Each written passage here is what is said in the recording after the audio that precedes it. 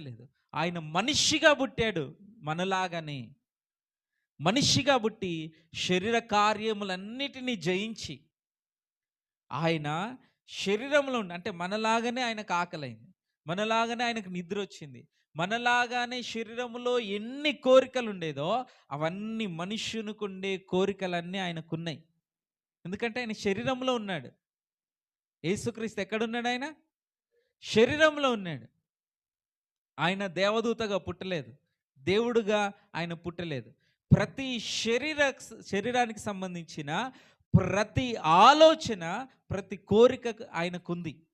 కానీ ఆయన ఏం చేశాడు? శరీరాన్ని నలిపేశాడు. దాన్ని చంపేశాడు బిడ్డారా. శరీర కోరికలను, దాని తత్వాన్ని చంపేశాడు. ఇదిగో చూడండి, ఆయన ఏ విధంగా బలికి అర్పింపబడ్డాడు అనంటే, ఇదిగో ఏ విధంగా అర్హతను సంపాదించుకున్నాడు.